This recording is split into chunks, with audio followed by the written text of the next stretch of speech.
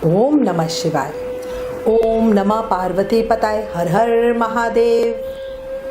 कैसे कह दूं मेरी हर दुआ बेअसर हो गई, मैं जब भी रोई मेरे भोलेनाथ को खबर हो गई। एक बात याद रखना, जो करते हैं दुनिया पे भरोसा वो चिंता में होते हैं, जो करते हैं महाकाल पे भरोसा वो चैन की नींद सोते हैं।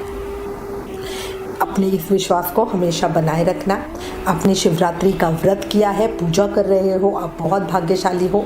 इसीलिए अब आज इस वीडियो में आपको महाशिवरात्रि व्रत की 2 पौराणिक व्रत कथा और भगवान शिव की पावन आरती बताती हूँ। शिवरात्रि की कथा से हमें ये पता चलता है, किसी के द्वारा अगर अनजाने में भी भोलेनाथ की पूजा हो जाती है तो भोलेनाथ इतने भोले हैं कि वो उसी से प्रसन्न हो जाते हैं और उसके मन की हर इच्छा को पूरी करते हैं, अपनी असीम कृपा उस भक्त को दे देते हैं। तो इसी में सोचो, अगर ये पूजा व्रत पूरे भाव और विधान के साथ किया जाए तो इसका कितना ही फल होगा, है ना। इसके फल को शब्दों में कहना बड़ा मुश्किल है। ये व्रत सभी इच्छाओं को पूरा करने वाला माना गया है। अब कथा सुनते हुए हाथ में फूल, जल, चावल और दक्षिणा लें और कथा सुनने से पहले भगवान शिव से सच्चे दिल से प्रार्थना करते हुए कहें, हे शिव शंभु, आप जटाओं में गंगा जी को धारण करने वाले, सर पर चंद्रमा सजाने वाले, मस्तक पर त्रिपुंड तथा तीसरे नेत्र वाले, कंठ में नागों की तथा रुद्राक्ष की माला धारण किए हुए, आपके हाथ में डमरू और त्रिशूल है। भक्तगण बड़े श्रद्धा से आपको शिव शंकर, शंकर, भोलेनाथ, महादेव, भगवान आशुतोष, उमापति, गौरी शंकर, सोमेश्वर, महाकाल, ओमकेश्वर, वैद्यनाथ, नीलकंठ, त्रिपुरारी, सदाशिव तथा ऐसे ही अन्य सहस्त्र नामों से बुलाते हैं। आपकी पूजा अर्चना करते हैं और आपका प्रेम पाते हैं। ऐसे भगवान शिव शंकर के श्री चरणों में हमारा बारंबार प्रणाम है। मैं सपरिवार आपकी शरण में हूँ दीनानाथ। हम सबके ऊपर कृपा बनाए रखना, अपना आशीर्वाद देना, प्रेम और भक्ति देना और मन की इच्छाओं को पूरी करना। बोलो हर हर महादेव। अब आपको पहली पौराणिक कथा बताती हूँ। शिव पुराण में इस कथा का उल्लेख हमें मिलता है और इस कथा के अनुसार एक समय पार्वती जी ने भगवान शिव शंकर से पूछा, ऐसा कौन सा श्रेष्ठ तथा सरल व्रत पूजा है जिससे मृत्युलोक के प्राणी आपकी कृपा प्रभु सरल में ही प्राप्त कर सकते हैं। उत्तर में शिवजी जी ने पार्वती जी को शिवरात्रि व्रत के विधान बताया और एक कथा सुनाई। कथा सुनाते हुए भोलेनाथ बोले, पार्वती जी, एक गांव में एक शिकारी रहता था। पशुओं की हत्या करके वो अपने परिवार का लालन पालन करता था। उसने एक साहूकार से कुछ उधार लिया हुआ था, पर समय पर उधार नहीं चुका सकने की वजह से एक दिन गुस्से में आकर साहूकार ने उस शिकारी को शिव मंदिर में ही बंदी बना लिया। संयोग से उस दिन शिवरात्रि थी। मंदिर में बढ़िया शिव कथा हो रही थी। शिकारी अकेला बैठा हुआ ध्यान से उस कथा को ही सुन रहा था। अनजाने में ही सही, पर शिवरात्रि को उसने शिव कथा सुनी। शाम होते ही साहूकार ने उसे अपने पास बुलाया और उसे समझाते हुए उधार चुकाने की बात कही। शिकारी ने वचन दिया कि वो अगले दिन तक सारा उधार चुका देगा। साहूकार ने उसे छोड़ दिया। पैसा कमाने की इच्छा से वो घर ना जाकर सीधा जंगल में शिकार के लिए पहुंच गया। पूरा दिन शिकारी साहूकार के पास बंधा हुआ था, इसलिए उसने कुछ भी नहीं खाया था। पर इस समय वो भूख प्यास से व्याकुल हो रहा था, पर फिर भी उसे लग रहा था कि उसे शिकार करना है। भूख प्यास से व्याकुल शिकारी शिकार खोजता हुआ जंगल में बहुत दूर निकल गया। जब अंधेरा हो गया तो उसने विचार किया कि रात को जंगल में ही बितानी पड़ेगी। सूर्य के अस्त होने पर वो एक तालाब के पास गया और वहां एक पेड़ पर थोड़ा पीने के लिए जल लेकर चढ़ गया, क्योंकि उसे पूरी उम्मीद थी कि वहां कोई ना कोई जानवर अपनी प्यास बुझाने के लिए जरूर आएगा। अब यही सोचकर वो चला गया। दैव योग से वो जिस पेड़ पे चढ़ा वो बेलपत्र का था। उसी पेड़ के नीचे एक पुराना शिवलिंग भी था, जो सूखे बेलपत्रों से ढके होने के कारण दिखाई नहीं दे रहा था। रात का पहला पहर बीतने से पहले एक हिरनी जो गर्भ से थी तालाब पर पानी पीने आई। उसे देखते ही शिकारी ने अपने धनुष पर बाण साधा। ऐसा करने से उसके हाथ के धक्के से कुछ बेलपत्र और जल की कुछ बूंदें नीचे बने हुए शिवलिंग पर गिरी और अनजाने में ही शिकारी की पहले पहर की पूजा हो गई। हिरनी ने जब पत्तों की खड़खड़ाहट सुनी तो घबराकर ऊपर की ओर देखा। वो डर गई और कांपते हुए शिकारी से बोली, मैं गर्भिणी हूँ, जल्दी ही मेरा प्रसव होने वाला है। तुम एक साथ 2 जीवों की हत्या नहीं कर सकते। इस समय तुम मुझे छोड़ दो, मैं अपने बच्चे को जन्म देके जल्दी ही तुम्हारे पास वापस आ जाऊंगी, तब तुम मुझे मार लेना।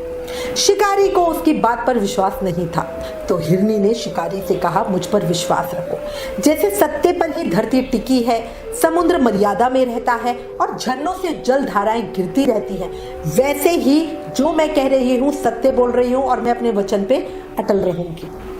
बुरा होने के बाद भी शिकारी को उस पर दया आ गई और उसने जल्दी लौटना कह के उसे जाने दिया। थोड़ी ही देर बाद एक और हिरनी वहां पर पानी पीने आई। शिकारी सावधान हो गया, तीर चलाने को हुआ। ऐसे करते हुए पहले की तरह ही उसके हाथ के धक्के से थोड़ा सा जल और कुछ बेलपत्र नीचे शिवलिंग पे गिर गए और अनजाने में ही शिकारी की दूसरे पहर की पूजा भी हो गई। आवाज से हिरनी ने शिकारी को देख लिया और कहा, मैं थोड़ी देर पहले ही ऋतु से निवृत्त हुई हूँ, अपने पति का संग करना चाहती हूँ और अपने प्रिय की खोज में इधर उधर भटक रही हूँ। मैं अपने पति से मिलकर जल्दी ही तुम्हारे पास आ जाऊंगी, तब तुम मेरा शिकार कर लेना। अगर अभी तुम मेरा शिकार करोगे तो मैं अधूरी इच्छा के साथ तड़पती रहूंगी। शिकारी ने दया करके उसको भी जाने दिया। 2 बार शिकार को खोकर उसका माथा ठनका। उसने सोचा ऐसे तो भाई मैं कुछ कर ही नहीं पाऊंगा। वो चिंता में पड़ गया। रात्रि का आखिरी पहर बीत रहा था, तभी एक और हिरनी अपने बच्चों के साथ उधर पानी पीने आई। शिकारी के लिए बहुत अच्छा समय था। उसने फिर से धनुष पर तीर चढ़ाया, जिससे कुछ बेलपत्र और जल नीचे शिवलिंग पे गिर गए और अनजाने में ही उसे तीसरे पहर की पूजा भी हो गई। शिकारी तीर छोड़ने ही वाला था कि हिरनी बोली, मुझे मत मारो, मैं इन बच्चों को इनके पिता के हवाले करके जल्दी तुम्हारे पास वापस लौट आऊंगी। शिकारी हंसा और बोला, सामने आए शिकार को छोड़ दूं, मैं ऐसा मूर्ख नहीं हूँ। इससे पहले मैं अपने 2 शिकार पहले ही छोड़ चुका हूँ। मेरे भी बच्चे भूख प्यास से तड़प रहे होंगे। अब ये सुनकर हिरनी ने कहा, जैसे तुम्हें अपने बच्चों की ममता सता रही है, वैसे ही मुझे भी अपने बच्चों की ममता है। इसलिए सिर्फ बच्चों के नाम पे ही थोड़ी देर के लिए मुझे जाने दो। मैं जल्दी ही इनको इनके पिता के पास छोड़ के वापस आ जाऊंगी, मेरा विश्वास करो। अब हिरनी की बात सुनकर शिकारी को उस पर भी दया आ गई। उसने उस हिरनी को जाने दिया, बस कहा जल्दी आना। शिकार के इंतजार में बेल वृक्ष पर बैठा शिकारी बेल पत्ते तोड़ तोड़ कर नीचे फेंक रहा था। इस तरह शिकारी की पूजा अपने आप ही अनजाने में हो गई। पौ फटने को ही तब एक हृष्ट पुष्ट हिरन उसी रास्ते पर आया। शिकारी ने सोच लिया कि अब इसका शिकार तो मैं जरूर करूंगा, चाहे कुछ भी हो जाए। उसने धनुष पर बाण चढ़ाया और चौथे पहर की उसकी पूजा भी हो गई। लेकिन पत्तों के गिरने की आवाज से वो हिरन सावधान हो गया। हिरन ने शिकारी को देखा और पूछा, तुम क्या करना चाहते हो? क्या तुम मुझे मारना चाहते हो? शिकारी बोला, अपने परिवार को भोजन देने के लिए तुम्हारा वध करना चाहता हूँ। वो हिरन मुस्कुराते हुए कहने लगा, मैं धन्य हूँ कि मेरा ये शरीर किसी के काम आएगा और मेरा जीवन सफल हो जाएगा, पर कृपया करके अभी कुछ देर के लिए बस मुझे जाने दो। मैं अपने बच्चों को उनकी माता के हाथ में सौंप कर उन सबको धीरज बंधाकर यहाँ जल्दी लौट आऊंगा। शिकारी बोला, जो जो यहाँ आता है सभी बातें बनाकर चला जाता है और अभी तक तो देखो कोई भी नहीं लौटा। अगर तुम भी झूठ बोलकर चले गए तो मेरे घर वालों का क्या होगा? हिरन ने शिकारी को विश्वास दिलाया कि वो जल्दी आएगा और पक्का आएगा। शिकारी ने जल्दी आना कहकर उसे भी जाने दिया। वो हिरन भी चला गया। अब सुबह होने ही वाली थी। शिवरात्रि पर व्रत रखा, रात्रि जागरण किया, शिवलिंग पर बेलपत्ते चढ़ाए, शिव कथा सुनी। इन सब बातों से शिकारी का जो हिंसक दिल था वो अब निर्मल हो चुका था, शिव की भक्ति में हो चुका था। उसे शिव की कृपा मिल चुकी थी। वो अपने पिछले कर्मों को याद करके वहीं बैठा हुआ पश्चाताप कर रहा था। तभी उसने देखा हिरन, हिरनिया और उनके बच्चे सब के सब उस तरफ आ रहे हैं। शिकारी के पास आकर वो बोले, हम सभी एक ही परिवार से हैं और अपनी खुशी से आपको अपने आप को समर्पित कर। अब शिकारी के शिव कृपा से सभी पाप तो भस्म हो गए थे, इसलिए वो खुद से सोचने लगा कि देखो ये पशु कितने धन्य हैं जो ज्ञानहीन होकर भी अपने शरीर से परोपकार करना चाहते हैं। लेकिन मेरे जीवन पर धिक्कार है कि मैं इस तरह पाप करके निर्दोष प्राणियों को मारकर अपने परिवार का पालन कर रहा हूँ। शिकारी ने उन हिरणों से कहा कि वो सब धन्य हैं और उन्हें वापस जाने को कहा। उसके ऐसा करने पर भगवान शंकर ने प्रसन्न होकर तत्काल उसे अपने दिव्य स्वरूप का दर्शन कराया और उसे सुख समृद्धि का वरदान दिया। और उसको गुहू नाम प्रदान किया। अगले जन्म में यही वो गुहू था जिसके साथ भगवान श्री राम ने मित्रता की थी। गुहू श्रृंगवेरपुर के राजा थे। उन्होंने निषाद राज अथवा भील राज भी कहा जाता था।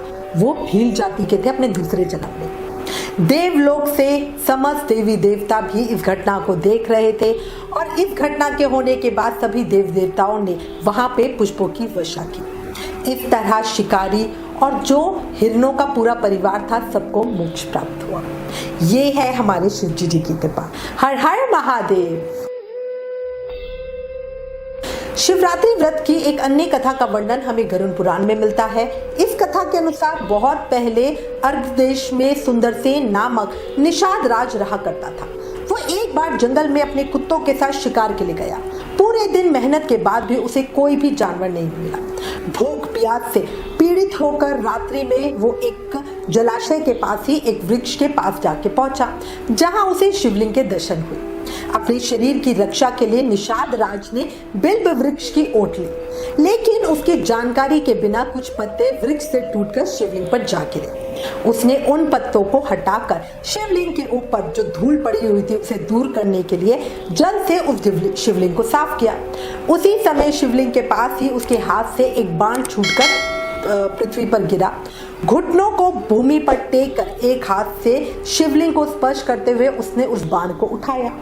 राजा द्वारा रात्रि जागरण, शिवलिंग का स्नान, स्पर्श और पूजन हो गया।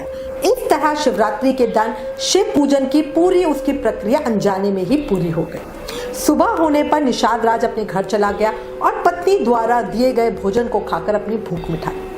सही समय आने पर उसकी मृत्यु हुई तो यमराज के दूत उसको पाश में बांधकर यमलोक ले जाने लगे। तब शिवजी जी के गणों ने यमदूतों से युद्ध करके निषाद को पाश से मुक्त करवाया और इस तरह निषाद राज भगवान शिव के प्रिय गणों में शामिल हुए। कहा जाता है भगवान शिव अनजाने में ही अपने भक्त को इतना फल दे देते हैं, तो विधि विधान से की हुई पूजा करने वाले भक्तों को तो कितना ही फल देंगे। उनके जीवन में तो किसी तरह की कोई कमी नहीं रहेगी। इसलिए सबको शिव पार्वती का पूजन जरूर करना चाहिए। अब हम प्रेम, मन और भाव से भगवान भोलेनाथ की आरती करेंगे। जय शिव ओमकारा, भोले भज शिव ओमकारा। ब्रह्मा विष्णु सदाशिव, ब्रह्मा विष्णु सदाशिव। अर्धांगिनी धारा, ओम जय शिव ओमकारा। एकानन चतुरानन पंचानन राजे, स्वामी पंचानन राजे। हंसासन गरुणासन, हंसासन गरुणासन। वृक्षवाहन साजे, ओम जय शिव ओमकारा। दो भुज चार चतुर्भुज, 10 भुज अति सोहे, स्वामी 10 भुज अति सोहे। तीनों रूप निरखता, तीनों रूप निरखता। त्रिभुवन जन मोहे, ओम जय शिव ओमकारा। अक्षमाला वनमाला, मुंडमाला धारी, स्वामी मुंडमाला धारी। त्रिपुरारी कंसारी, त्रिपुरारी कंसारी। वरमाला धारी, ओम जय शिव ओमकारा। श्वेतांबर पीतांबर, बागांबर अंगे, स्वामी बागांबर अंगे। सनकादिक ब्रह्मादिक, सनकादिक ब्रह्मादिक। भूतादिक संगे, ओम जय शिव ओमकारा। कर में श्रेष्ठ कमंडल, चक्र त्रिशूल धरता, स्वामी चक्र त्रिशूल धरता। जग करता जग हरता, जग करता जग हरता। जग पालन करता, ओम जय शिव ओमकारा। ब्रह्मा विष्णु सदाशिव, जानत अविवेका, स्वामी जानत अविवेका। प्रणवाक्षर के माथे, ये तीनों एका, ओम जय शिव ओमकारा, त्रिगुण शिव जी की आरती। जो कोई जन गावे, स्वामी प्रेम सहित गावे। कहत शिवानंद स्वामी, रटत हरि हर स्वामी, सुख संपत्ति पावे। ओम जय शिव ओमकारा। हर हर महादेव। ओम नमः पार्वताय पता। हर हर महादेव।